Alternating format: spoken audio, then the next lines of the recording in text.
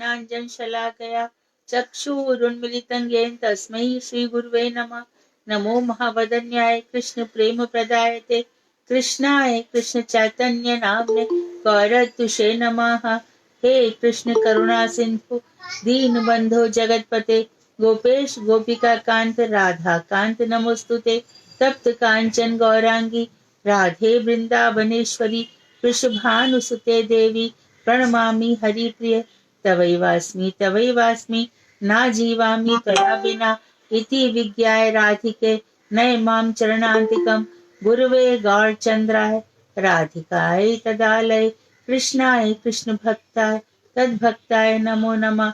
वाञ्छाकल्पतरुभ्यश्च कृपा सिन्धुभ्येव च पतितानां पावनेभ्यो वैष्णवेभ्यो नमो नमः। श्री कृष्ण चैतन्य प्रभु नित्यानंद श्री अद्वैत गदाधर श्रीवासादि श्री गौर भक्त वृंद। हरे कृष्ण कृष्ण कृष्ण हरे हरे हरे राम राम राम हरे हरे। मैं सर्वप्रथम मध्य गुरु पाद्म पद्म नित्य लीला प्रविष्ट ओम विष्णुपाद अष्टोत्तर शत श्रीमद भक्ति वेदांत श्री नारायण गोसाई महाराज के श्री चरण कमलों में असंख्य कोटि दंडवत प्रणाम ज्ञापन करती हूँ। तत्पश्चात नित्य लीला प्रविष्ट ओम विष्णुपाद अष्टोत्तर शत श्रीमद भक्ति वेदांत श्री वामन गोसाई महाराज के अभय चरण कमलों में असंख्य कोटि दंडवत प्रणाम कर उनकी अहेतु की कृपा की भिक्षा करती हूँ। मैं ग्रंथराज जैवधर्म तदीय रचयिता श्री भक्त सच्चिदानंद भक्ति विनोद ठाकुर के चरण कमलों में कोटि कोटि दंडवत प्रणाम कर उनकी अहेतु की कृपा की वांछा करती हूँ। मैं उपस्थित श्रोता मंडली सभी वैष्णव वैष्णवियों को यथा योग्य वंदन अभिनंदन दंडवत प्रणाम करती हूँ। तो ये हमारा विषय चल रहा है चित और अचित जगत के बीच में जीव तटस्था शक्ति में। तो जीव में दोनों योग्यता है, वह चित जगत में भी जा सकता है और अचित जगत में माया के थप्पड़ों में भी पड़ सकता है। जब जीव का सुयोग आता है या ऐसा भी कहा जाता है कि जब जीव का जन्म मरण होते होते अंतिम समय आता है तब वह भगवान श्री कृष्ण के शरणागत हो जाता है और किसी भी हालत में किसी भी स्थिति में माइक जगत से अपना सामंजस्य नहीं रखता, किसी प्रकार का समायोजन बैलेंस नहीं करता। उसके सामने दो ही चीज होती है, जैसे चित अचित जगत में हमने चित जगत को छोड़ दिया, अचित जगत को अपना लिया, माया के थपेड़े खाए। इसी प्रकार से अब हमें क्या करना है, हमें कुछ चीजों को त्याग कर देना है, समायोजन करके नहीं चलना है। सामंजस्य करेंगे तो माया में दोनों गए, दुविधा में दोनों गए, माया मिली न राम। ना तो माइक जगत के रहे ना भगवान के जगत के रहे। यदि भगवान के जगत में जाना है तो हमें त्याग करना सीखना होगा, हमें ना बोलना सीखना होगा, हमें अस्वीकार करना सीखना होगा। तो इसी में जब कृष्ण के शरणागत होते हैं तब हमने कल मायावाद को खूब अच्छी तरह से समझ लिया कि जो मायावाद है जिसमें उन्होंने ब्रह्म को भ्रमित बताया कि ब्रह्म भ्रमित होकर अविद्या को अपना लेता है। ये जितने भी ब्रह्मवादी हैं ये कोई भी ईश्वर तक पहुंच नहीं पाते। कल ये भी बताया था कि तत्त्वमसि तुम वही हो, इसका अर्थ यही है तस्य त्वमसि तुम उसके हो। कोई भी व्यक्ति ब्रह्मलीन नहीं हो सकता। अहम ब्रह्म अस्मि, मैं ब्रह्म हूं, आई एम डिवाइन फ्लेम, ये जो इमेजिनेशन है ये भी झूठी बात है। फिर चित जगत अचित जगत के विषय में बताते बताते हमें बताया गया कि किस तरह से भगवान अपनी शक्तियों को अधिष्ठान करते हैं, और हमने कहा था कि उस विषय में कुछ प्रश्न हम आपसे भी पूछेंगे। तो अब प्रश्न की बारी है और मुझे आप बताइए कि भगवान श्री कृष्ण की शक्तियों में से वो चित्त शक्ति में किसको धारण करते हैं? अपनी चित्त शक्ति से वे किसको धारण करते हैं? या दीदी स्वयं को और नारायण। कौन गहना बोल रही है? हाँ जी दीदी। अच्छा ठीक है, स्वयं को और नारायण को। बाकी लोग क्यों नहीं बोले? ठीक है, चित्त शक्ति से वो स्वयं को और भगवान को धारण करते हैं। एक मिनट। हाँ,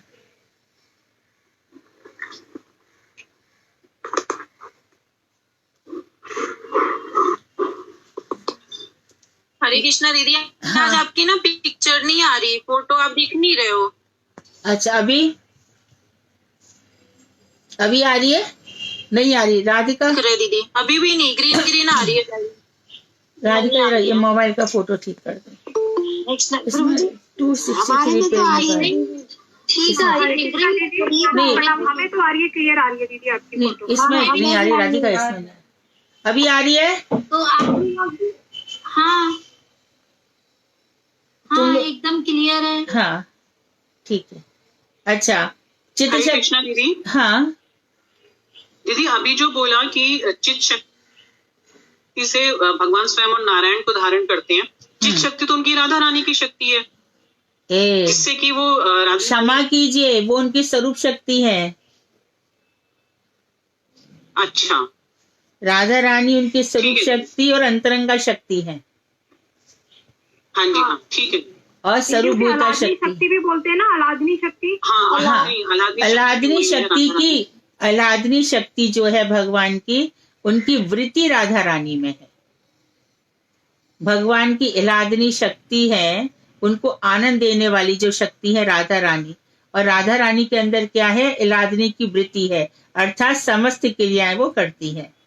तो इलादनी शक्ति की वृत्ति राधा रानी में है, पर राधा रानी को इलादनी शक्ति भी कह सकते, इसमें भी रॉन्ग नहीं है, गलत नहीं है। अच्छा, चित्त शक्ति के बाद भगवान की जीव शक्ति किसमें है? दीदी बलदेव बलदेव स्वरूप में प्रकाश करते हैं। हाँ, और बलदेव जी क्या करते हैं? दीदी बलदेव जी अपना विस्तार करते हैं महासंकर्षण के रूप में। बहुत सुंदर। गर्भोदायक विष्णु के रूप में। ठीक है, वो अपना संकर्षण के रूप में विस्तार करते हैं, और संकर्षण से कौन उत्पन्न होते हैं? कारण अर्णवशाही, गर्भोशाही और क्षीरोदकशाही। बिल्कुल, बहुत सुंदर आंसर है। भगवान अपनी माइक शक्ति से किसको उत्पन्न करते हैं? यहाँ पे कंफ्यूज हो गए। नहीं प्रभु जी, यही है कांतोसाई विष्णु, हाँ, गर्भोसाई विष्णु, राइट। ये माया शक्ति से प्रकट करते हैं। ये माइक शक्ति से प्रकट करते हैं। बलदेव प्रभु विस्तार तो है उनका, परंतु माइक शक्ति यहाँ से शुरू हो जाती है। तो देखो, बिरजा नदी बीच में है, एकदम चित जगत अचित जगत के बीच में। तो कारण अर्णवशाही विष्णु यहाँ से माया को देख सकते हैं सृष्टि को उत्पन्न करने के लिए। माइक जगत को देख सकते हैं, माया को देख सकते हैं सृष्टि उत्पन्न करने के लिए।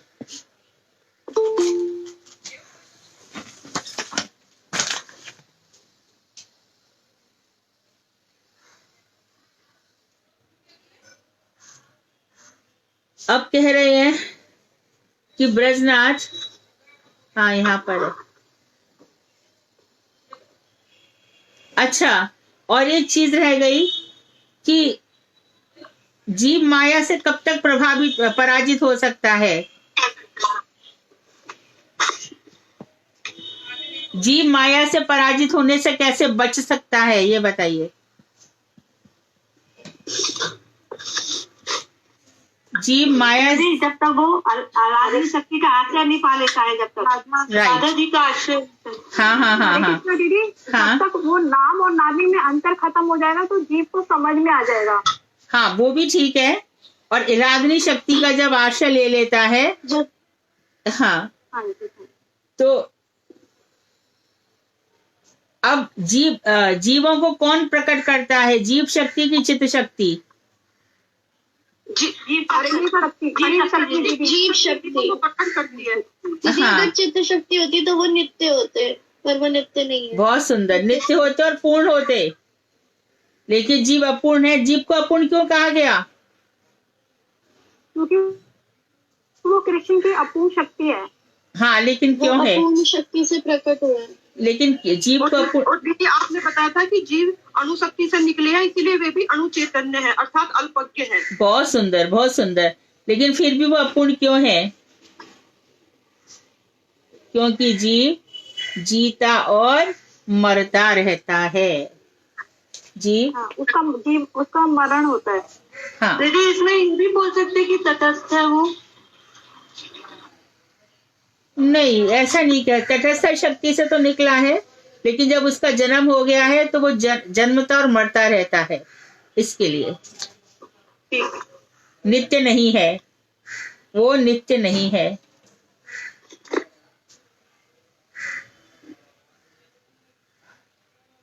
कौन सा पेज नंबर है बोलो ना। दीदी 245 लास्ट पैराग्राफ से पहले। नहीं, दीदी का नंबर है 245, पुरानी है उनकी। नहीं मुझे मिल गया। हाँ, ओके। आपने पहले बतलाया था, ब्रजनाथ कह रहे हैं कि चित्त जगत नित्य है, साथ ही जीव भी नित्य है। तो ब्रजनाथ ने उनसे प्रश्न कर लिया कि अभी तो आप कह रहे थे कि चित्त जगत नित्य है और जीव भी नित्य है, वो कभी मरता नहीं है ना? ऐसा कभी नहीं था अर्जुन जब तुम नहीं थे, ऐसा कभी नहीं था जब मैं नहीं था। तो शाश्वत है जीव, अयम शाश्वतो, यह जीव इटर्नल है। फिर आपने ऐसा क्यों कह दिया कि वो अपूर्ण शक्ति से? ये ब्रजनाथ ने प्रश्न किया। यदि जीव नित्य है, यह बात ठीक है, तो नित्य वस्तु की सृष्टि, जो नित्य वस्तु है फिर उसकी सृष्टि कैसे होती है? उसकी उत्पत्ति या प्राकट्य कैसे संभव है? वो तो नित्य ही है ना। यदि वे किसी समय प्रकट होते हैं तो इसका तात्पर्य यह होता है कि प्रकट होने से पहले वे अप्रकट थे, और फिर उनकी नित्यता कैसे मानी जा सकती है? प्रश्न कौन कौन से रखे गए? पहला प्रश्न ये रखा कि चित्त जगत नित्य है और जीव भी नित्य है, यह बात ठीक है, तो नित्य जगत की बार बार मरण और सृष्टि कैसे संभव है? बार बार मर जाता है, सृष्टि कैसे हो सकती है? और यदि वे किसी समय प्रकट होते हैं तो इसका मतलब ये है कि वो अप्रकट थे, तो कभी प्रकट कभी अप्रकट, तुमको नित्य कैसे माना जा सकता है? तो बाबा जी बोले, इस जड़ जगत में तुम जिस देश और काल का अनुभव कर रहे हो, चित्त जगत के देश और काल इससे सर्वथा विलक्षण है। तो यहाँ पर उन्होंने प्रश्न उठा दिया कि देखो, जीव नित्य होते हुए भी जीव का जो शरीर है वो अनित्य है। कैसे है? यहाँ पर आज जीव था, छोटा था, बालक था, युवा हो गया, बड़ा हो गया, ऐसे शरीर को देखा जाता है। अच्छा, और कल था आज नहीं है, भूत भविष्य वर्तमान काल, तो ये सब माइक जगत के जो काल है और देश, आज यहाँ पर भारत, कल पाकिस्तान, परसों चाइना, इस प्रकार से देश बदल जाते हैं। तो तुम जिस देश और काल का अनुभव यहाँ के हिसाब से कर रहे हो, तुम इधर की बातें कर रहे हो, तो वो कह रहे हैं कि चित्त जगत के जो देश और काल है वो इससे सर्वथा विलक्षण है। अर्थात यहाँ पर काल 3 भागों में बटा हुआ है, भूत, वर्तमान और भविष्य, किंतु चित्त जगत में केवल एक अखंड वर्तमान काल है। वहां पर एक ही काल है, ना भूत है ना भविष्य है, वहां बस वर्तमान काल है। वहां सर्वत्र भगवान श्री कृष्ण का कभी वयस बदलता नहीं है। माता यशोदा और नंद बाबा वैसे ही रहते हैं, वो कभी छोटे बच्चे नहीं बन जाते कि यशोदा जी अभी छोटी हुई फिर बड़ी हो गई फिर वो प्रसव करने लग गई, ऐसा नहीं है। वहां जो कुछ है नित्य है। तो जहां पर जो लीला होती है भगवान श्री कृष्ण की, यशोदा जी के आंगन में गुटुवन चलते हैं, वहां पर वैसा संभव नहीं है, वह नित्य काल है। तो जो यहाँ पर इसमें लघु भागवतामृत में श्रीपाद रूप गोस्वामी साफ कह रहे हैं कि यहाँ जो लीलाएं होती हैं परकिया, नित्य जगत में वो लीलाएं नहीं है। यहाँ पर गोवर्धन मल्ल है, चंद्रावली का पति है, और राधा रानी का पति गोवर्धन अपने आप को पति मानते हैं, और विवाह भी हुआ है ना, समझो ना। यहाँ पर इस भौम वृंदावन में, भूमि वाले वृंदावन में, इस भूमि जगत में, भौम जगत में, लेकिन वहां पर भाव है, वहां गोवर्धन और अभिमन्यु इत्यादि कोई भी गोप वहां नहीं है। वहां परकिया रस का आस्वादन होता तो है, लेकिन परकिया रस के पात्र नहीं है। There is no character for this. जो भूमि पर होते हैं। भौम जगत में लीलाएं संपादन होती हैं भगवान की, लेकिन नित्य जगत में वहां पर भाव है, वहां पर पात्र नहीं है। तो इसी प्रकार से जो जीव है नित्य जगत में उसका भाव है शुद्ध जगत में, लेकिन बाकी जो कुछ कर रहा है वो सारे जो थपेड़े है वो यहाँ पे खा रहा है, यहीं पे बूढ़ा हो रहा है, यहीं पे मर रहा है, यहीं पे जी रहा है। नित्य जगत में कुछ भी नहीं है, लेकिन नित्य जगत में अंश है उसका, वहां वो शुद्ध मंजरी स्वरूप में है आज भी। और एक न एक दिन उसको जब मंजरी स्वरूप का अनुभव हो जाएगा तब माइक जगत से उसका संपर्क छूट जाएगा। तो माइक जगत में हम कहेंगे कि बहुत समय पहले राजा विक्रमादित्य हुए थे, बहुत समय पहले ऐसा हुआ था। हम यहाँ भी कह सकते हैं कि चैतन्य महाप्रभु का जन्म हुआ, फिर वो युवा हो गए, तरुण हो गए, उसके बाद संन्यास ले लिया। यहाँ पर हम समय की सुविधा से कह सकते हैं, लेकिन नित्य जगत में ये लीलाएं हमेशा होती हैं। केशी दैत्य वहां जाता है, वहां पर जब केशी दैत्य उछल कूद मचाता है तो ग्वाल हंसते हैं। वहां जो कुछ भी लीलाएं होती हैं कृष्ण के प्रीति विधान के लिए होती हैं। तो वहां भी कृष्ण बैठे हैं ऐसा नहीं है। वहां निकुंजेश्वरी श्री राधा रानी की सखियां वहां भी भगवान कृष्ण को रिझाने के लिए अनेक प्रकार की क्रियाकलाप किया करती हैं, परंतु जिस तरह से यहाँ पर है उस तरह से वहां नहीं है। और जीव का भी वो बात ध्यान में रखनी चाहिए कि जब प्रलय हो जाता है तब जीव को लेकर के समेट दिया जाता है और सारे के सारे जीव कारण अर्णवशय विष्णु के फिर से उनके कोख में डाल दिए जाते हैं ब्रह्मा जी के द्वारा। जब सृष्टि का समय आता है तब वो प्रकट हो जाते हैं। लेकिन जीव का नित्य स्वरूप है। यदि भगवान ने ये कहा है कि जीव नित्य है तो है।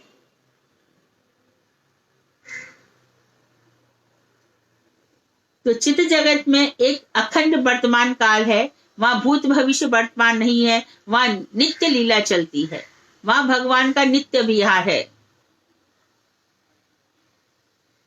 चित्त जगत की प्रत्येक घटना नित्य वर्तमान होती है। चित्त जगत में जो कुछ भी घटित हो रहा है वहां पर हमेशा है।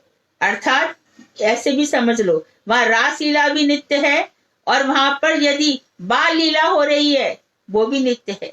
अर्थात जैसे द्वारका लीला में भगवान गए और वृंदावन की लीलाएं समाप्त हो गई भौम जगत में, चित्त जगत में ऐसा नहीं है। चित्त जगत में द्वारका भी है, मथुरा भी है और गोकुल भी है। गोकुल की लीलाएं नित्य चल रही हैं और द्वारका की लीला भी वहां नित्य है।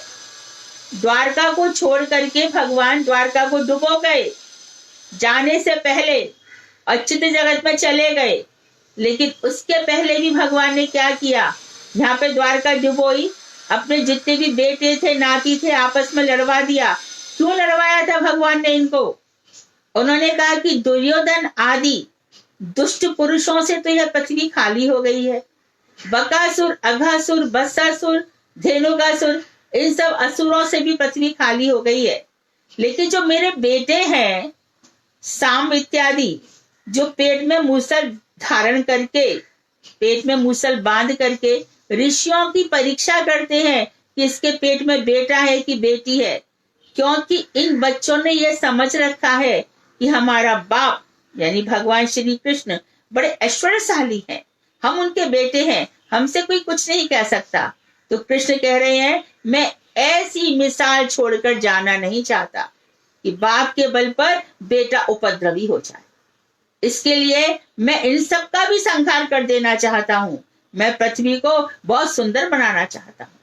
तो इस तरह से उन्होंने क्या किया, तो बच्चे लोग चले गए नाना के पास, उग्रसेन जी के पास। उग्रसेन ने वो मूसल पृथ्वी पर पटका दिया, चूर्ण चूर्ण करवा दिया, लेकिन जो मूसल की बीच की पट्टी है उसको वो कुछ नहीं कर पाए।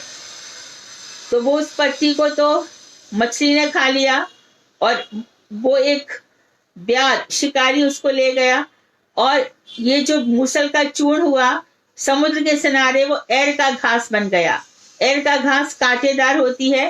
तो बस इन लोगों ने सबने सुरा का पान किया, सारे जो भगवान श्री कृष्ण के 56 करोड़ यादव थे, इन सब ने आपस में सुरापान कर लिया, एरका घास को तोड़ लिया और तोड़ के आपस से लड़ने लगे और सब की सब मर गए। बहुत कम लोग बचे थे और जो कम लोग बचे तो भगवान श्री कृष्ण दंत वक्र को मारकर पहले से ही गोकुल पहुंच गए थे। गोकुल से नंद बाबा, यशोदा इत्यादि को ले जा करके गोकुल धाम में रख दिया। तो गोकुल धाम में बैठा करके फिर 2 महीने बाद इधर आए द्वारका में, और द्वारका में भी इन सबको जब नष्ट करवा दिया, तब जो रुक्मणी इत्यादि हैं उनको कुछ को तो दारू के साथ भेज दिया और कुछ जो बचे थे उनको अर्जुन से कह दिया कि तुम ले जाओ। बाद में भील बन के स्वयं उनका भी हरण कर लिया। ये श्रीमद् भागवत के 11वें स्कंध में कथा आती है और हम सब इसको पढ़ते हैं। तो चित जगत में ये लीलाएं नहीं होती, वहां पर असुर मारण लीला नहीं होती। वहां पर भगवान राधा कृष्ण का नित्य विहार है, नित्य लीलाएं हैं। कैसी कैसी लीलाएं हैं उसके लिए संकल्प कल्पद्रुम पढ़ना चाहिए, उत्कलिका वल्लरी पढ़ना चाहिए। और रघुनाथ दास गोस्वामी का भी एक काव्य है ना, क्या नाम है उसका? अभी मुझे मना शिक्षा दीदी, कौन सा? मना शिक्षा। मना शिक्षा रघुनाथ दास गोस्वामी? नहीं, वो नहीं, जिसमें उन्होंने लीलाएं लिखी है ना भगवान की। अभी मुझे याद आने पर मैं बोलती हूँ। राधिका, राधिका, एक सेकंड यहाँ।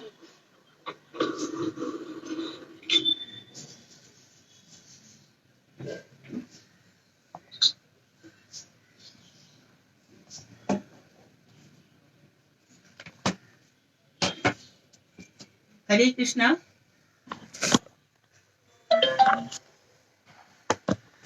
बिलाप कुसुमांजलि, इसको थोड़ा ठीक करना। याद आया? मेरी आवाज आ रही है?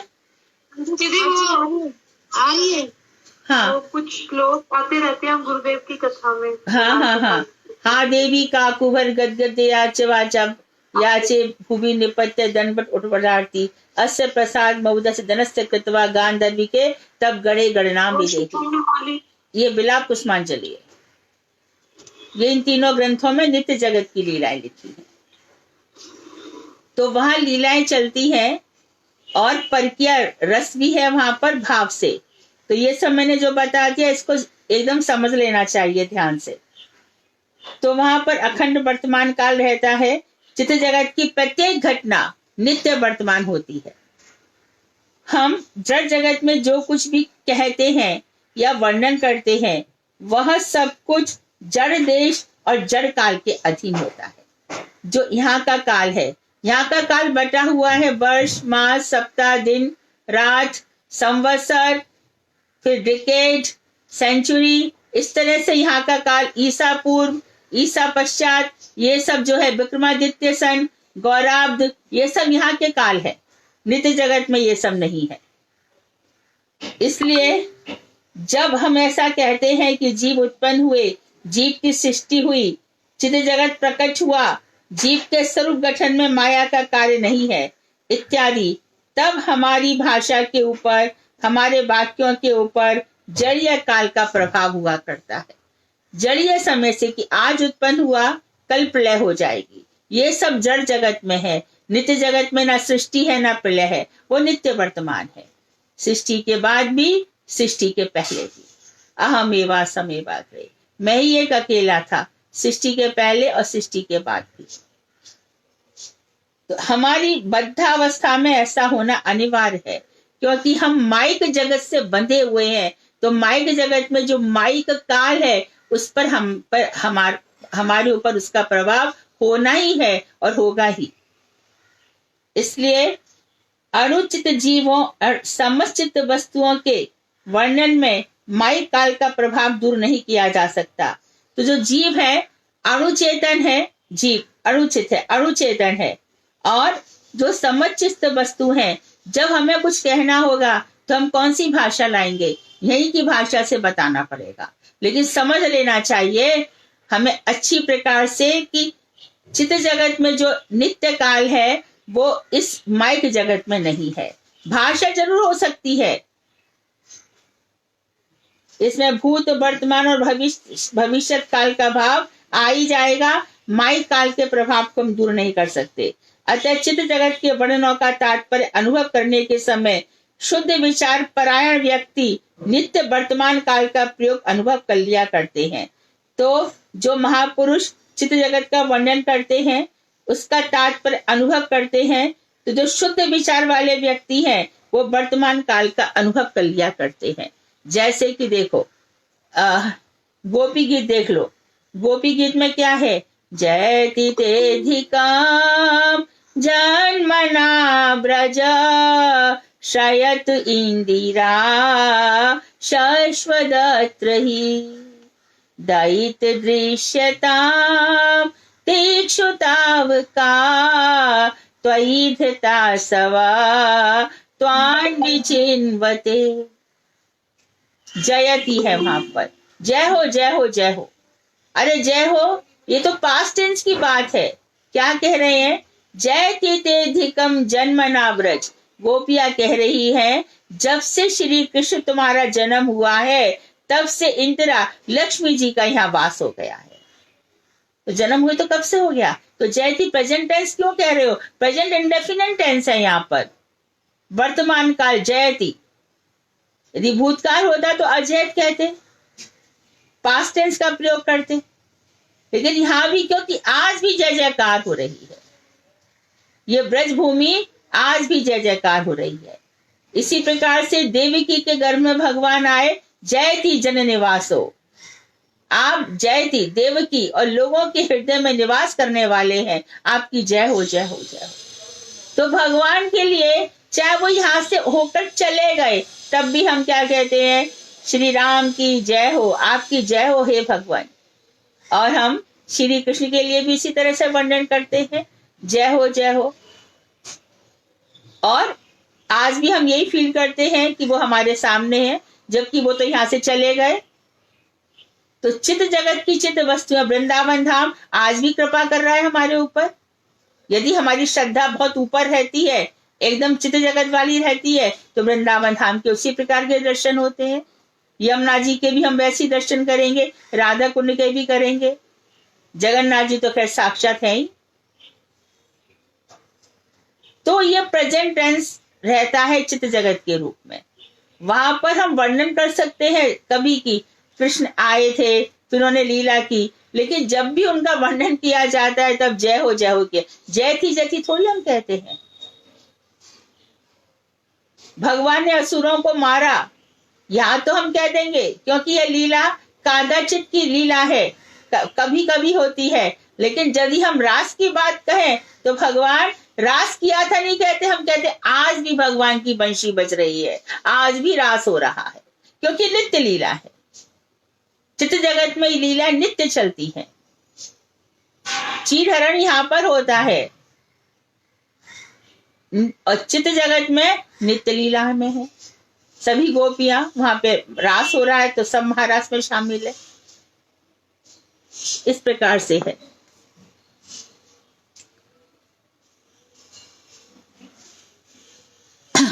तो बद्धावस्था में ऐसा हो जाता है। अनुचित जीवों और हाँ ये हमने पढ़ लिया था। तो नित्य वर्तमान काल का प्रयोग का अनुभव कर लेते हैं कौन? आप जैसे जो भक्त लोग हैं। कौन से लोग बताए फिर से? शुद्ध विचार परायण व्यक्ति इसमें नित्य वर्तमान काल का अनुभव कर लेते हैं कि भगवान की लीला आज भी चल रही है। भगवान श्री राम की लीला आज भी चल रही है। दंडकारण्यवासी आज भी इसका अनुभव करते हैं। चित्रकूट में अयोध्या के निवासी आज भी करते हैं। यदि अयोध्या के निवासियों के अंदर जो कि अभी तो साधारण भक्त हैं, यदि ऐसा नहीं होता तो भगवान श्री राम का मंदिर बनाने के लिए क्या इतनी ललक होती उनके अंदर? और आज भी मथुरा में कहा जा रहा है कि जो जन्मभूमि के पास मस्जिद है उसको हटा देंगे। तो हमें मालूम है ना कि भगवान है, आज भी भगवान हमें दर्शन दे रहे हैं, वो कभी भी पास्ट टेंस में नहीं होता। हम जीवों का भूत भविष्य वर्तमान होता है। जीव नित्य है तो भी उसका भूत भविष्य वर्तमान इस जगत में घटित होता है, तब तक जब तक कि वो नित्य जगत की योग्यता प्राप्त नहीं कर लेता। प्रभुपाद जी प्रकट हुए थे, इसके लिए हम कहते हैं उनका प्राकट्य दिवस और तिरोभाव दिवस। गुरुदेव के लिए भी ऐसा कहा जाता है, क्योंकि नित्य जगत के लोग हैं, वहां पे आए, यहाँ चले गए। लेकिन हम तो कितने ही जन्मों में यदि नित्य होते तो पाप पुण्य का फल तो हम भोग रहे हैं ना। तो नित्य होते हुए भी हम नित्य नहीं है। जो कुछ पिछले जन्म में किया उसका फल भोग रहे हैं अभी भी।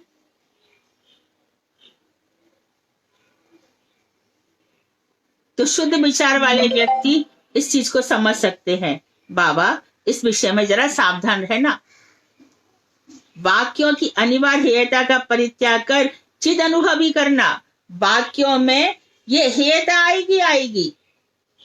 हेयता मतलब त्याग देने वाले वाक्य इनमें आएंगे ही, तो इन वाक्यों को छोड़ देना और तुम जो चित्त जगत का अनुभव है उसको करते रहना।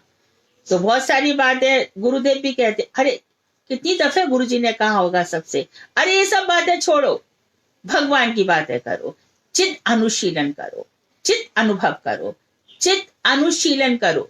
अनुशीलन भगवान श्री कृष्ण के ही विषय में बातें कहो, पढ़ो, लिखो, उन्हीं की चर्चा करो और चित्त अनुभव करो। तुम्हें भाव के नित्य जगत के क्या एक्सपीरियंसेस हो रहे हैं, भजन करते करते कौन सी चीजें जिंदगी में आ रही है। अरे जब से भजन किया है तब से संसार बड़ा फीका लगता है। जब से भजन शुरू किया है तब से मन कहीं और रहता है। अरे पहले मुझे माइंड में जाने क्या क्या घुसता था, अभी तो मेरा माइंड एकदम फोकस कर लिया है। एकदम उन्हीं वस्तुओं का चिंतन करता हूं या करती हूं मैं, और कोई बात मेरे दिमाग में घुसती ही नहीं है। अभी तो बस साधु संगी अच्छा लगता है। ये सब बातें हमारे दिमाग में आ जाती हैं। जीव नित्य कृष्णदास है, जो हमने बताया था नित्य जगत में उसका दास रहेगा, और कृष्णदास ही उसका नित्य स्वरूप है।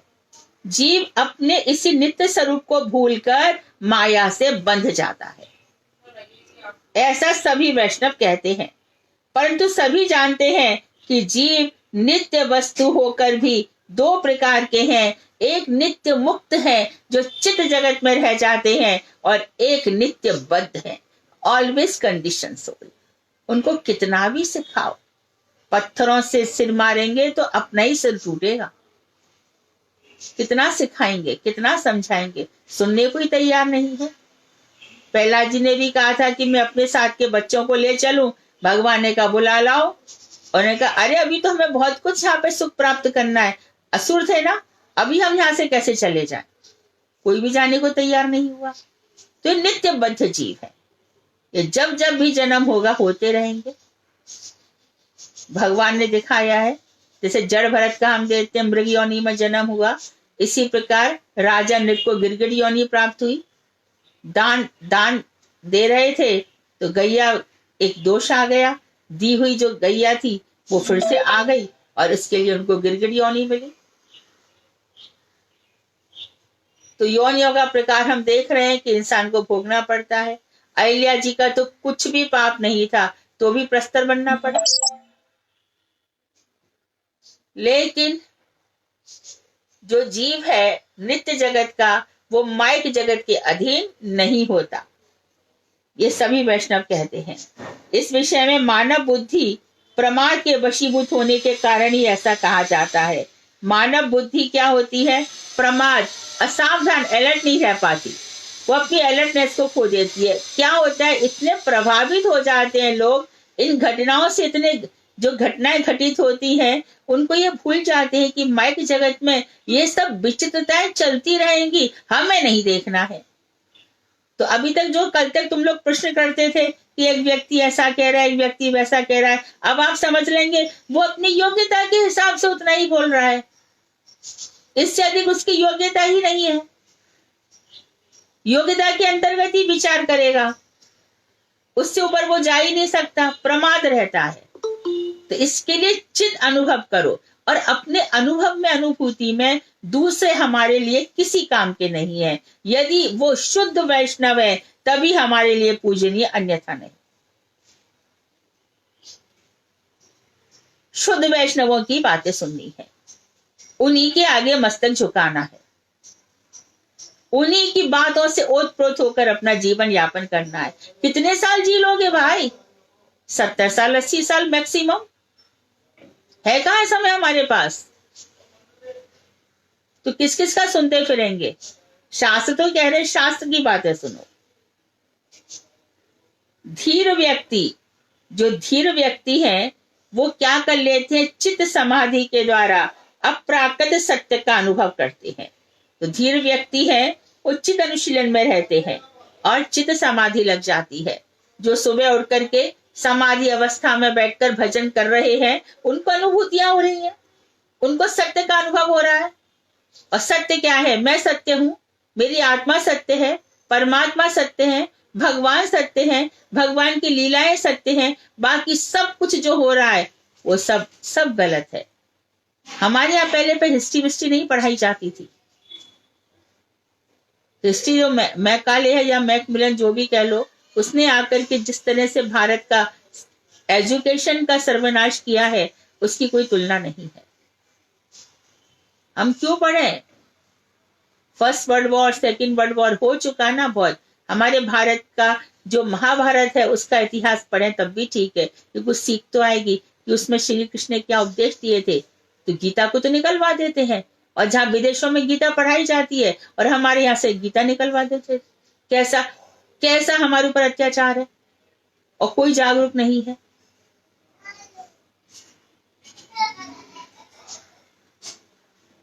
तो हमारी वाणी फिर बता रहे कि चित्त समाधि में रहो, अप्राकृत सत्य का अनुभव करो। और भागवत में भी पहला श्लोक है जो जन्माद्य से यथा वाला, उसका अंत है सत्यम परम धीमहि। हम सत्य का चिंतन करते हैं, और कोई भी आज समझ लो सत्य नारायण करके कोई नारायण नहीं है। ये सत्यनारायण की पूजा, सत्यनारायण की कथा किसी भी पुराण या शास्त्र में नहीं है। इसलिए चारों संप्रदाय के लोग सत्यनारायण की कथा न कहते हैं न सुनते हैं। पहले दीने इलाही करके कुछ चल पड़ा था, अकबर ने उसको अपना लिया था और अकबर ने इसकी एक कथा बनवा दी थी। सत्यनारायण कहीं भी नहीं है। नारायण सत्य थोड़ी होते हैं, नारायण तो नारायण ही है, किसी भी शास्त्र में वर्णन नहीं है। तो सत्य मतलब जो परम सत्य है, परम सत्य मतलब आज भी सत्य है, कल भी सत्य, हमेशा सत्य रहेगा। हम उन्हीं सत्य का चिंतन करते हैं, भगवान श्री कृष्ण का।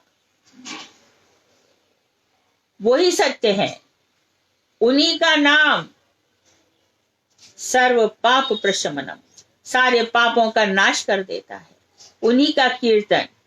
तो ये सब बातें नित्य प्रेजेंट टेंस में चलती हैं, पहले भी करती थी, आज भी करती है और आगे भी करेंगी। जब जब भगवान कृष्ण का नाम लिया जाएगा लोगों का हृदय शुद्ध होता जाएगा, सारी जो कुवासनाएं वो हटती चली जाएंगी। और सारी कुवासनाएं कब होती है? दूसरों को लेकर के। काम, क्रोध, मद, लोभ, मोह, ईर्ष्या, ये दूसरों को लेकर के होती है ना। इसलिए दूसरों को जीवन से पहले निकालो, इससे सब चीजें शांत हो जाएंगी। किसी को देख के काम होता है, किसी को देख के क्रोध, किसी पर क्रोध, किसी को अभिमान दिखाते हैं हम, किसी के प्रति लोभ रहते हैं। और देखिए हमारे जब वेद उपनिषद प्रकट हुए तब सबसे पहले जो वाक्य आया वो क्या आया? ईशावासमिदं सर्वं यत् किंच जगत्याम जगत तेन त्यक्तेन भुंजिता मां कस्यस्विद गृध धनम। ये जो संसार है ये भगवान के द्वारा व्याप्त है। यहाँ धर्मशाला है, ये इसका त्याग पूर्वक भोग करो। आओ अपना समय निकालो, चले जाओ। किसी के धन की ओर ललचाओ मत।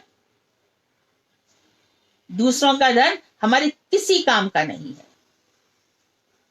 100 ग्राम 100 तोले सोना भी होगा ना, हमारे लिए वो मिट्टी का ढेला। किसी की गाड़ियां या कोठी हमारे लिए पत्थर है। पहला वाक्य यही बताया यहाँ पर बस त्याग पूर्वक भोग करो। अभी बताया चित्त समाधि, भगवान श्री कृष्ण ही हमारे सबसे बड़े धन है। हमारो धन राधा, श्री राधा श्री राधा, है ना, हम लोग रोज ही गाते हैं। हमारा धन सर्वस्व तो यही है, किसी के धन की ओर देखना भी नहीं है, वो हमारे लिए मिट्टी का ढेला है। वैसे भी कलयुग में बताया गया है कि सोने में पाप का वास है। तो ये चित्त समाधि हो गई, इसमें ये सब चीजें एकदम चली जाती हैं। चित्त समाधि में ये सब अनुभव होने लगते हैं। हमारी वाणी माइक दोषों से युक्त होती है, इसलिए हम जो कुछ भी बोलेंगे उसमें माइक दोष रहेगा ही। किंतु बेटा, तुम इस विषय में सर्वदा निर्मल सत्य अनुभव करने का प्रयत्न करना। तुम बस सच्चाई को अपनाने की कोशिश करना। जरूर इस जगत में आओगे तो माइक दोष लगेंगे ही लगेंगे, लेकिन तुम ऐसा मत करना। तुम सत्य अनुभव करने की कोशिश करना और इस विषय में तर्क मत करना। ये जो भक्ति का मार्ग है तर्क का नहीं है, जिज्ञासाओं का मार्ग है। क्यूरियोसिटी होनी चाहिए, वो भी बहुत अच्छी।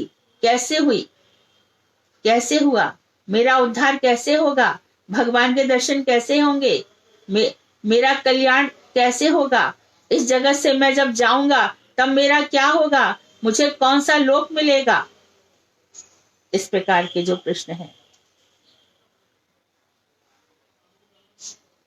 अचिंत्य भावों के संबंध में तर्क को नियुक्त करना व्यर्थ है। भगवान के जो भाव है वो अचिंत्य हैं, हमारी चिंतन शक्ति से परे हैं। जब हम जिस विषय में हम चिंतन कर ही नहीं सकते वहां पर तर्क क्यों किया जाए। वहां भी हम तर्क कर ही नहीं सकते। भगवान एक साथ ही गोपियों से अलग व्यवहार करते हैं और कुब्जा से अलग करते हैं, रुक्मणी इत्यादि से अलग करते हैं, और रुक्मणी इत्यादि सत्यभामा में भी अलग अलग व्यवहार करते हैं। वही भगवान राम के रूप में अलग लीला करते हैं, जगन्नाथ जी के रूप में अलग, और महाप्रभु जी के रूप में अलग लीला करते हैं। तो जब हमारा दिमाग चलता ही नहीं तो वहां पर हमें तर्क भी नहीं करना चाहिए। मैं जानता हूं कि तुम इन भावों को अभी इतना शीघ्र हृदयंगम नहीं कर सकोगे। यहाँ पर फिर से कह दिया, मैं समझ रहा हूं कि मेरी जो बातें हैं तुम्हें जल्दी से समझ में नहीं आ रही होंगी। तुम्हारे हृदय में कब आएंगी? जो जो चित्त अनुशीलन बढ़ता जाएगा त्यों त्यों अधिक रूप में चिन्मय भावों की उपलब्धि करते जाओगे। जैसे जैसे अनुशीलन बढ़ता जाएगा, जैसे जैसे हमारा श्रवण कीर्तन और अनुभव समाधि में ध्यान में माला करते करते अनुभव बढ़ते जाएंगे, त्यों तो अधिक चिन्मय भावों की हम उपलब्धि कर पाएंगे। हाईएस्ट जो भाव है उनकी उपलब्धि। क्या उपलब्धि हो रही है? गुरु जी की जो गोपियों की इतनी सुंदर कथाएं सुनाते हैं। गुरुदेव को कोई भी लेक्चर देने को कह दो, वो गोपियों तक आ जाएंगे। सीधा ही बोलेंगे, मन मनाभव मद्याजी माम नमस्कुरु। मद भक्तो, मेरे भक्त बन जाओ। कृष्ण कह रहे हैं मेरे मन वाले हो जाओ। मद्याजी, मेरा यजन करो, मुझे नमस्कार करो। मैं बुद्धि अरे अपनी बुद्धि मुझ में रख दो, अपना मन मुझ में ही रख दो, तो मुझ में ही रहोगे। तो जब ये सब आ जाता है तो मुश्किल बहुत होगी। बड़ी बड़ी परीक्षाएं आ भी सकती हैं, जरूरी नहीं कि आए। तो सब परीक्षाओं को एक तरफ रख करके जो कुछ है हरि इच्छा हरि बोल, हरि इच्छा हरि बोल। जो कोई कुछ प्रश्न करे, कहे, टोका टाकी करे, अपना तो एक ही उत्तर है, हरि बोल, श्री राधे। तो जो जो अनुशीलन बढ़ता जाएगा त्यों तो अधिक रूप में चिन्मय भावों की उपलब्धि होगी, अचीवमेंट होता जाएगा। चिन्मय भाव समूह तुम्हारे पवित्र अंतःकरण पर स्वतः उदित होने लगेंगे। इतना अंतःकरण पवित्र हो जाएगा भजन करते करते कि चिन्मय भावों की सम उपलब्धि हो जाएगी। तो जब बोलोगे तब कैसी बातें करोगे? चिन्मय भावों से संबंधित। और फिर खुद ही बातें सुनाने लग जाओगे, एक अच्छे वक्ता बन जाओगे। पहले करे आचार, फिर करे प्रचार। पहले सीख लो, समझ लो चित वस्तुएं क्या है, अचित जगत क्या है, माइक जगत क्या है, मैं कौन हूं, मैं नित्य हूं, मैं कहां से आ गया, मैं तो ये सब बातें यहाँ पे उन्होंने स्पष्ट कर दी। कल तुमसे कोई प्रश्न पूछे और तुम पर उत्तर आए नहीं तो ऐसा प्रचार करके भी क्या करोगे? प्रचार तो जब ही करना पड़ेगा ना जब पारंगत हो जाओगे शास्त्रों में। शास्त्र पढ़े नहीं, यहाँ वहां से थोड़ी बहुत कथाएं सुन ली और हमने सीख लिया, ऐसा नहीं होता। आपको पता होना चाहिए श्रीमद् भागवत जब हुई तो उनके सामने कम लोग थे क्या? कहां से, किसका फोन बज रहा है? राधिका देखना किसका फोन है।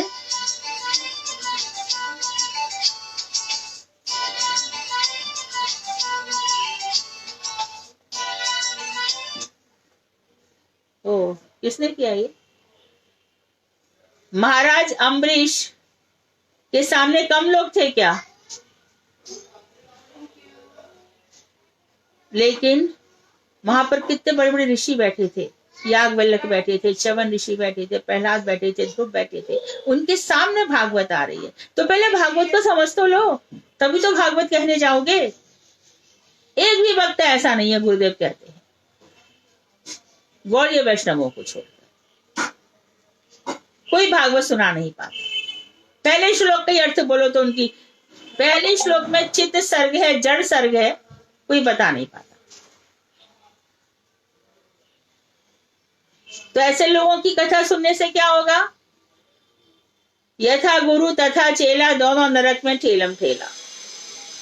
तो बहुत ही आप लोग उत्तम शास्त्र पढ़ रहे हैं, उत्तम वस्तुएं पढ़ रहे हैं, इसके लिए आपको बहुत सावधान रहना पड़ेगा।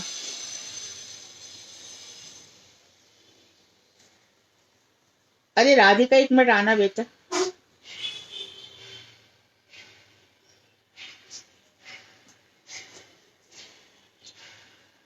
हाँ ठीक है।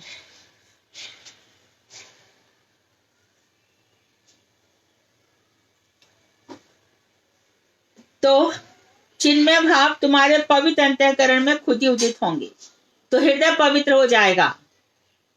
धीरे धीरे भगवान की अर्चन पूजा के लिए, तो जैसे पढ़ा था ना उस समय छोटी छोटी बातें कि जब महाप्रभु जी का पूजन करेंगे तब विष्णु प्रिया महाप्रभु जी का, और जब ध्यान करेंगे है ना, ध्यान में कौन आएगा? गौर गदाधर और महाप्रभु जी। तो इस तरह से छोटी छोटी बातें जरूर से बहुत सारे जो लोग हैं आप में से पॉइंट्स बना रहे होंगे और अपने जीवन में जो सच्चिदानंद भक्ति विनोद ठाकुर ने हमें बताया है उसको उतार रहे होंगे। अंत में खुद ही वो कह रहे हैं कि देखो तुम्हारा शरीर जड़ है, जड़। आत्मा तो जीती मरती नहीं है, हम भी कह रहे हैं ना, वो कह रहे हैं, मैं नहीं कह रही, वो कह रहे हैं। शरीर तो जड़ है, कल बचपन था, आज यौवन है, कल बुढ़ापा आ जाएगा और देखते देखते इस शरीर की मृत्यु हो जाएगी। ये शरीर के धर्म है। तुम्हारे शरीर की समस्त क्रियाएं जड़ है, जो कुछ कर रहे हो जड़ है। जड़ जगत में जो कुछ किया जाएगा सब जड़ है, परंतु वास्तव में तुम जड़ में नहीं, तुम जड़ नहीं हो। तुम्हारी आत्मा अणु चैतन्य पदार्थ है, भगवान वृत्त चैतन्य है, ब्रह्म है, और तुम अणु चैतन्य हो। यही भेदाभेद बात है। भगवान से हम में भेद भी है और अभेद भी है। भेद इतना ही है, उनके पास सब कुछ विशाल है और हमारे पास सब कुछ अणु है।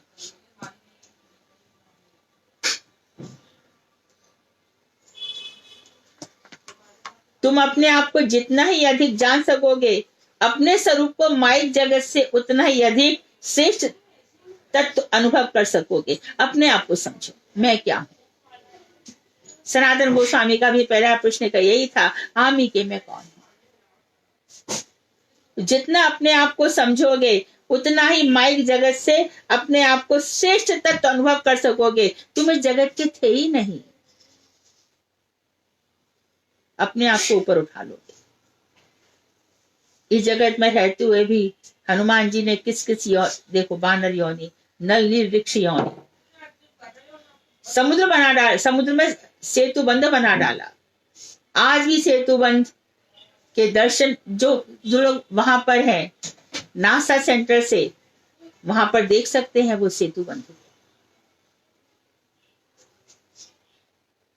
तुम अपने आप को मेरे बतला देने पर भी तुम उसकी उपलब्धि नहीं कर सकोगे, अथवा तुम इसे सुनकर भी प्राप्त नहीं कर सकोगे। मैं इतना कह रहा हूं, तुम समझ लोगे नहीं? नहीं तो कैसे समझोगे हरि नाम? जितना अधिक हरि नाम करोगे, अधिक से अधिक अनुशीलन करोगे, तो ये चीजें समझ में आ जाएंगी। ऐसा करते करते तुम्हारे हृदय में चिन्मय भाव स्वयं उदित होने लगेंगे, तथा चिन्मय भावों को जितना ही अधिक रूप में उदय कराओगे, चित्त जगत की प्रतीति भी तुम्हें उतनी अधिक होगी। और भजन करते करते जितने चिन्मय भाव तुम्हारे अंदर उदित हो रहे हैं, चिन्मय जगत की सारी बातें तुम्हारे हृदय में प्रकाशित हो जाएंगी। चित्त जगत उतना ही अधिक प्रकाशित हो जाएगा, और अधिक और अधिक। देखते देखते अभी ब्रह्मचर्य का पालन कर रहे हो, अभी देखते देखते सन्यासी जैसा जीवन जी रहे हो। सब त्याग, सब कुछ त्याग, कोई संकलन नहीं, जो कुछ है हरि बोल। वहां से बड़ी शक्तियां मिलती हैं भाई। यहां जितना त्याग है, भगवान उतना अधिक भर देते हैं। सुदामा के जीवन को देख लो। सुदामा कह रहे थे कि मैं तो यहाँ आने वाला ही नहीं था, मेरी पत्नी ने जबरदस्ती भेज दिया और भगवान ने मुझे कुछ दिया ही नहीं। हो तो आवत नाई हो तो बाही पटियो ठेल, अब कहियो समझाए के बहुधन धरो सकेल। कितना भगवान ने धन दिया, रखो। और फिर जब वहां पर पहुंचे तो देखा दूसरी द्वारका बनी हुई है। समझ में नहीं आया। अपनी पत्नी से कह रहे हैं, टूटी सी मड़ैया मेरी परी होती आई ठोर, तामे परी दुख काटे कहाँ है मुधामरी। जेवर जराऊ तुम साजे सब अंग अंग, सखी सोहे संग वह छूची होती छामरी। तुम तो पटम्बरी ओढ़े हो किनारीदार, सारी जरदारी वह ओढ़े कारी कामरी। मेरी वपनाई तिहारी अनुहार ही पे, विपदा सताई वह पाई कहाँ पामरी। विपदा सताई वह पाई कहाँ पामरी, विपदा सताई वह पाई कहाँ पामरी। सुदामा जी कह रहे हैं, टूटी सी मड़ैया, मेरी टूटी सी झोपड़ी यहीं पड़ी रहती थी, ता उसमें पड़ी रह करके वे अपने दुख के दिन काटा करती थी मेरी पत्नी सुशीला। अरे तुम्हारे तो अंग अंग में जड़ाऊ जेवर सज रहे हैं, सखिया तुम्हारे साथ हैं। अरे वो तो ऐसी एकदम फटी पुरानी धोती पहनती थी, उसको धन की कमी के कारण कोई उसके साथ भी नहीं रहता था। हाँ, मेरी जो पंडाइन है उसकी शक्ल तुमसे जरूर मिलती है, परंतु वो तो विपदा की मारी है, उसको ये महल चौबारे कहां से मिलेंगे। ये तो हो गई एकदम एकदम वैसी बात, धन वाली बात। लेकिन और भी उपलब्धियां होंगी। पहले नाम, नाम के बाद भगवान का रूप, फिर भगवान के गुण और भगवान का धाम, ऐसी योग्यताएं आ जाएंगी भजन करते करते। शुरू में तो नहीं होंगी भाई, बहुत भजन करना पड़ेगा, लेकिन होगी। प्रोसेस वही है, वही हमारे आचार्यों का भी प्रोसेस था। अरे औरों की तो बात छोड़ दो, ब्रजभानु जी भी ये महामंत्र जपते थे, जहां उनको स्वर्ण कमल में श्रीमती राधा ठाकुरानी प्राप्त हुई थी। और माधव महोत्सव जो जीव गोस्वामी ने ग्रंथ लिखा है, उसमें भी पढ़ लो। भगवान जो माधव श्री कृष्ण है, उनका महोत्सव क्या है? राधा जी का दर्शन करना। वो भी इसी मंत्र को जाप करते हैं। होगा जरूर, सबको इसी से हुआ है। हमारा विश्वास और श्रद्धा कम है, इससे श्रद्धा, उसके बाद साधु संग, उसके बाद भजन क्रिया, फिर अनंत निवृत्ति, फिर निष्ठा रुचि आ सकती है, तब भाव भक्ति, तब प्रेमा भक्ति।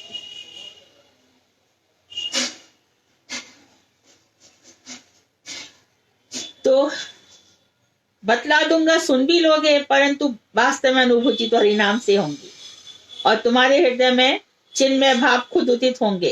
तुम चिन्मय भावों को जितना अधिक रूप में उदय कराओगे, चित्त जगत की प्रतीति भी तुम्हें उतनी ही अधिक होगी। मन और वाणी ये दोनों जड़ संबंध से उत्पन्न होते हैं, अतः वे अधिक प्रयत्न करने पर भी चित्त वस्तु का अनुभव नहीं कर पाते। जो वाणी है ना, ये यहाँ की जगत की बातें कर, जो उसके पास वार्तालाप है, शब्द है, वो इस जगत के हैं। और जो मन है वो भी इस जगत से बना हुआ है। इसलिए मन और वाणी से नहीं मिलेंगे, वो किससे मिलेंगे? अनुभव से। अनुभव कहाँ से आएगा? भजन से। क्योंकि शास्त्र में कहा गया है यतो वाचो प्रवर्तन्ते अप्राप्य मनसा सह, जहां पर वाणी मन के साथ लौट आती है। वाणी और मन से वो प्राप्त नहीं होते। तो बहुत प्रवचन कर लिया, बहुत बुद्धि लगा ली, बहुत सब कुछ लगा लिया, वो प्राप्त हो जाएंगे? नहीं। उनको प्राप्त करने का एक ही स्थान है, एक ही जगह है, भजन। तो मेरा उपदेश ये है कि तुम इस विषय में किसी से ज्यादा बातचीत मत करो। देखो, ये गुरुजी भी कहते थे, खुद गुरुदेव ने भी कहा है, ज्यादा सबसे बातचीत मत करो, अपने आप अनुभव करने की कोशिश करो। मैंने इसका आभास मात्र दिया है, मैं तो बस एक हिंट दे रहा हूं। तो ब्रजनाथ ने कहा अब दूसरा टॉपिक लेंगे कि आपने बतलाया है कि जीव अनंत अग्नि की चिंगारी स्वरूप अथवा चित्त सूर्य की किरणगत परमाणु स्थानीय तत्व है। आपने बताया है कि जैसे अग्नि जलती है और उसकी चिंगारियां निकलती हैं, उसी प्रकार जीव है, अथवा जिस प्रकार सूर्य है उसकी किरणें निकलती हैं और उसमें से झरोके से जो परमाणु दिखाई देते हैं, वैसे ही जीव है। तो इसमें जीव शक्ति क्या कर रही है? इस प्रश्न का उत्तर हम अगले हफ्ते में पढ़ेंगे। वांछा कल्पतरुभ्यश्च कृपा सिंधुभ्येव च पतितानां पावनेभ्यो वैष्णवेभ्यो नमो नमः।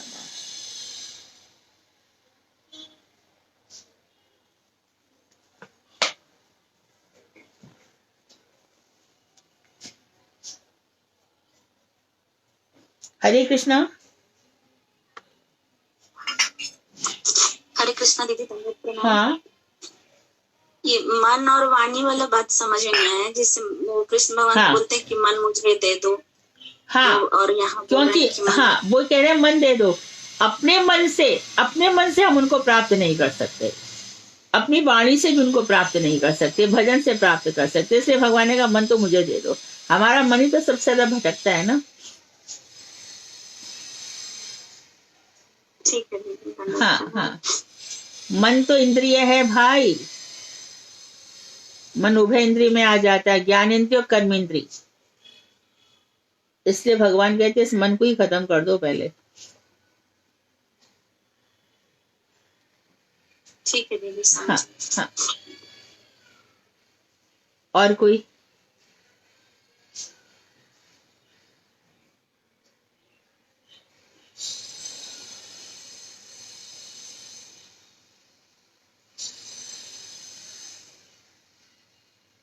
एंड ऑफ करूं?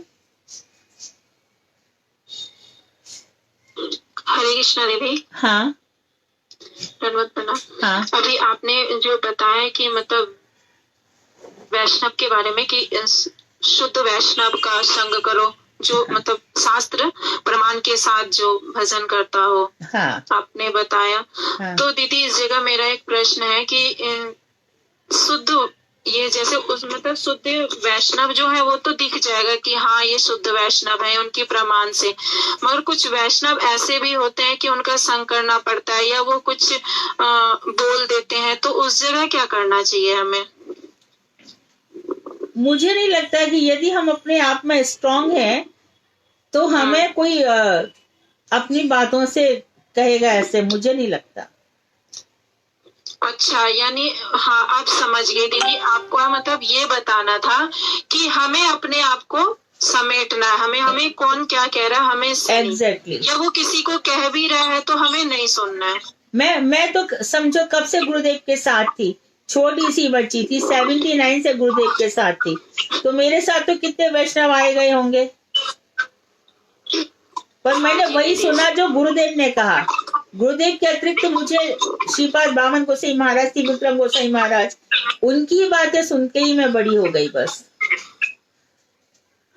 अच्छा, और दीदी जैसे अभी आप बता रहे थे कि पहले आचार करें फिर प्रचार में, तो मैं एक बार पूज्यपाद वन महाराज जी की कथा सुन रही थी, वो जनकपुरी मठ में कथा कर रहे थे, बता रहे थे कि पहले हमें 25 साल मठ में देना पड़ेगा ऐसे नहीं कि मतलब तुरंत हो जाए। बहुत कुछ बता रहे थे, बड़ा स्ट्रांगली बता रहे थे कि पहले मठ में देना पड़ेगा 25 साल, उसके बाद कुछ होगा। मगर आजकल जो आ रहे हैं सोच रहे पहले मैं प्रचारक बन जाऊं, बाद में कुछ करूं। वो सही कह बहुत रहे कुछ हैं, बता रहे थे। सही कह रहे हैं। अच्छा, हाँ दीदी। फिर आपने एक और बताया कि चित्त जगत से जो मतलब जीव आए हैं, जो हम माया के कारण हम यहाँ ढक गए हैं। तो दीदी जो चित्त जगत में जो जीव आए हैं, जो फिर आपने बताया कि वहां पे मंजरी भाव भी है, तो दीदी हम तो ये जन्म मरण का ही चक्कर काट रहे हैं, तो ये कब होगा? मतलब मंजरी भाव उत्पन्न कब होगा हमें? बताया ना इस जन्म में तो कि जब अंतःकरण शुद्ध हो जाएगा और शुद्ध अंतःकरण में चिन्मय भाव उदित होंगे। वो भजन ही एक उसका रास्ता बताया। अच्छा, ठीक है दीदी। हरे कृष्णा। हरे कृष्णा। हरे कृष्णा। दंडवत प्रणाम दीदी। हाँ, मैं एक प्रश्न पूछना चाहता हूँ। अभी आपने बताया जैसे कि कृष्ण ने कहा कि मन और भक्ता अपने मन मुझे दे दो। हाँ, तो जो हम लोग हरिनाम करते तो उस समय भगवान का नाम करते तो उसका लीला भगवान के स्मरण करे और भगवान के रूप है, गुण है, उसका स्मरण तो वही है कि और कुछ अलग से? नहीं, भगवान का लीला स्मरण आप जब कर रहे हैं तो इसका मतलब आपको चिद अनुभूतियां हो रही हैं, आपके हृदय में चिद वस्तु का अनुभव हो रहा है। तो ये तो अच्छी उपलब्धि है यदि ऐसा हो रहा है तो। और फिर उसमें आपको थोड़ा बताएंगे कि उसका मतलब क्या कि मन मुझे दे दो? भगवान ने ये कहा है कि जब अर्जुन ने कहा था कि मेरा मन वायु से भी अधिक, इसको मैं कंट्रोल करना चाहता हूं पर होता नहीं है, मन मेरा वायु के समान, वायु से भी अधिक द्रुत गति से दौड़ता है, तो ऐसे मन में माइक जगत घुस जाता है। तो इस मन को मैं कैसे कंट्रोल करूं? तो भगवान ने कहा तुम अभ्यासेन वैराग्येन च गृह्यते, अभ्यास और वैराग्य से इसको ग्रहण कर लो। और तब भगवान ने ये कहा कि मन मना भव, तुम एक काम करो, तुम्हारा मन तो तुम भूल जाओ, मेरे मन वाले हो जाओ। जैसा मैं चाहता हूँ, जैसा मैं तुम्हें रखना चाहता हूँ, सब मेरे ऊपर छोड़ दो। मद याजी, मेरा ही यजन करो, मद भक्तो, मेरे भक्त बन जाओ, मेरे को ही मन दे दो, मेरे को ये। तो मन को उन्होंने कहा है इस तरह से। तो हमारे मन में एक इमेजिनेशन में आता है कि चलो भैया हमने कल्पना कर ली और ये चिदगुण उत्पन्न हो रहे हैं, वो होगा एक इमेजिनेशन, वो है हमारा मन। लेकिन यदि हमें वास्तव में अनुभूतियां हो रही हैं हमारे हृदय में, हमारे चित्त में, वो अलग चीज है। वो फिर ये वाला मन नहीं है, भौतिक जगत वाला मन। उचित अनुभूतियों वाला मन अलग है।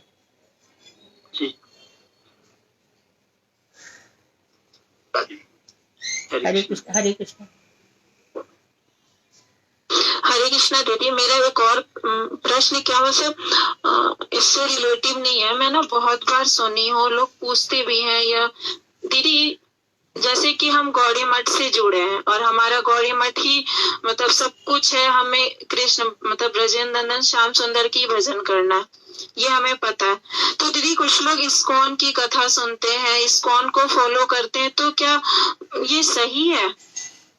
इस्कॉन की कथा सुनते हैं, इस्कॉन को फॉलो करते हैं, तो इस्कॉन वाले ये थोड़ी कहते हैं कि ब्रजेंद्र नंदन श्याम सुंदर का भजन मत करो। अच्छा, नहीं वो तो नहीं कहते, मगर इस्कॉन में कुछ चीजें तो अलग भी है ना दीदी। देखो, तुम्हें जो चीजें लुभा रही हैं और तुमने गौड़ीय संप्रदाय को एडॉप्ट किया, राइट? अब जैसे कि प्रभुपाद है, स्वामी महाराज, तो वो भी तो एक ही गुरु के शिष्य है ना, तो उनकी जो पोटेंसी है, उनकी जो योग्यता है वो तो बहुत ऊंची है। तो इसका ये मतलब थोड़ी हो गया कि इस्कॉन के विचार अलग हैं, वो तो सेम ही विचारों के हैं ना। अब उनके फॉलोअर्स यदि कोई बात गड़बड़ करते हैं तो वो उनके फॉलोअर कोई so and so follower is doing mistake, committing the mistake, not every person of ISKCON is doing that.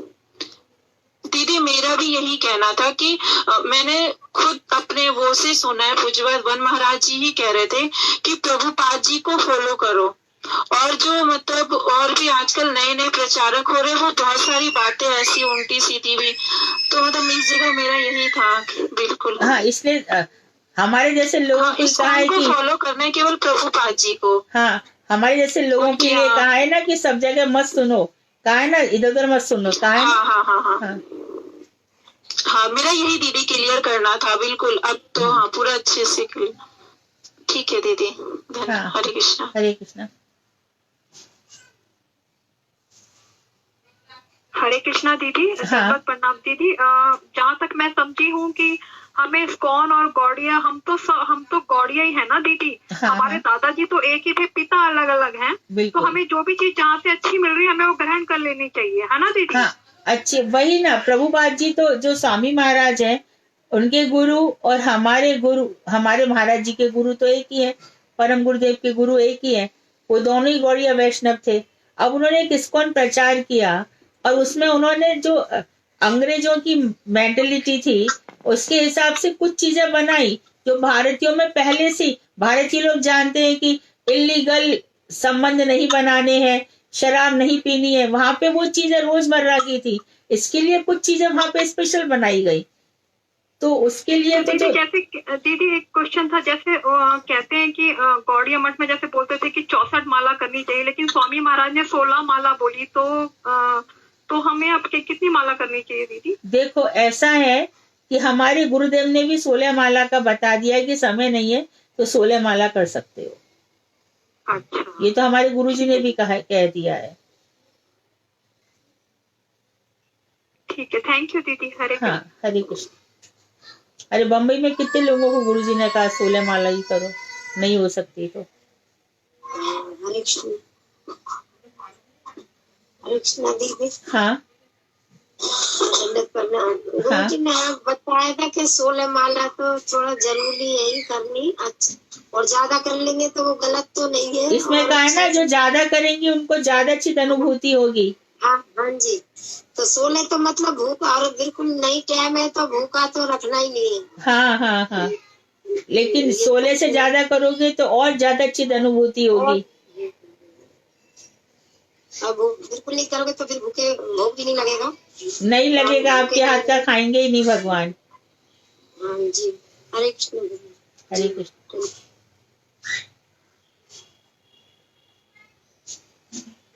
बस। हरे कृष्णा दीदी, दंडवत प्रणाम। हाँ दीदी मुझे ना एक क्वेश्चन करना था कि जो हमारा एकादशी का व्रत है उसमें ना ये लौकी नहीं खाते, तो इसका ना मुझे तो पक्का पता है कि हम नहीं खाते, लेकिन जो हम कुछ बाहर के लोग हैं एकादशी व्रत करते हैं तो वे पूछते हैं कि लौकी क्यों नहीं खानी। तो उसके लिए उनको बोल दो कि हमारे आचार्यों ने निषिद्ध किया है, इसके हमने उनसे प्रश्न नहीं किया, दैट्स ऑल। एकादशी में हमसे कहा है लौकी नहीं खाना है तो हम नहीं खाएंगे। हमारे आचार्यों की वाणी ही शास्त्र की वाणी है, बस।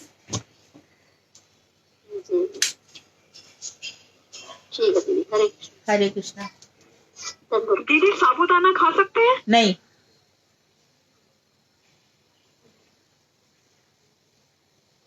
साबूदाना भी दीदी मना करते हैं, गाजर शलगम ये सब मशरूम ये चलती नहीं है तो मना ही कर रखा है, इसीलिए हम भी नहीं छोड़ दिए ये सब।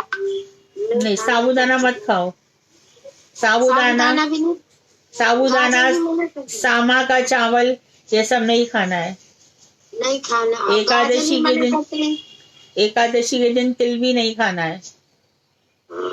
तिल तो ज्यादा होता है। अन्य जाति एक बारी के बता दो क्या क्या खाना है, एक बारी बता दीजिए दीदी जरा। एकादशी के दिन हम कूटू खा सकते हैं, आलू खा सकते हैं, मखाने खा सकते हैं और मखाने, हाँ कूटू मखाने, सिंगाड़े का आटा खा सकते हैं, सारे फल सारे खा सकते हैं, दूध खा सकते हैं, दूध पी सकते हैं।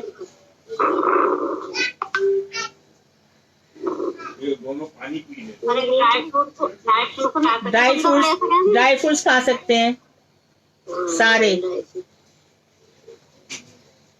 हरे कृष्ण दीदी, जो चुकंदर फल होता है वो नहीं ले सकें? नहीं नहीं नहीं नहीं चुकंदर नहीं ले सकते? नहीं। नहीं। हाँ, गाजर को मना कर रखा है तो चुकंदर भी काली दीदी मना कर रखा है। राइट। तो मैं तो आज खा ली दीदी। अब मत गाजर खाना, को मना कर रखा है। आज के बाद मत खाना। सॉरी दीदी। इक्यासी को मना तो करा था गुरुजी ने मठ में। नहीं खाना है हमको, नहीं खाना है। एक दिन कैसे भी निकाल लो, क्या फर्क पड़ता है।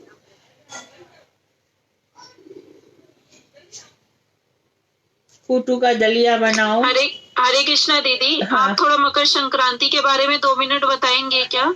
तो मकर संक्रांति को विशेष रूप से तो गौड़िया, गंगा स्नान। इसमें कोई विशेष विधान तो नहीं है।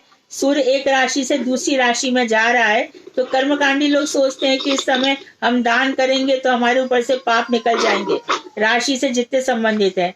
हमारे यहाँ ऐसा कुछ, गुरुजी बोलते थे ऐसा कुछ नहीं है। बहुत से लोग गंगा स्नान करने जाते हैं, ये सब करते हैं, ऐसे बताई गई है बातें, लेकिन हमारे यहाँ जो कुछ है सब नाम जप है। अच्छा, तो सेवा भी नहीं दे सकते? सेवा तो देते हैं ना। हाँ, आप दीजिए ना, खूब दान दीजिए मठ मंदिर में।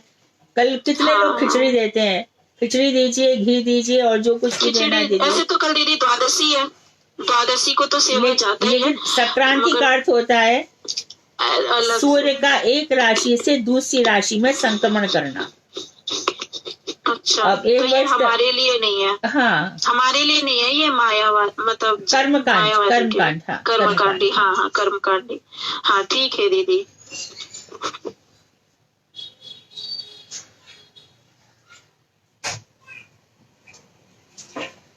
ठीक है, अगले वीक मिलते हैं। वांक्षा कल्पतरुवश्य कृपा सिंधु बेवचा पतितानां पावनेभ्यो वैष्णवेभ्यो नमो नमः। दंडवत प्रणाम दीदी। हरे कृष्णा, हरे कृष्णा।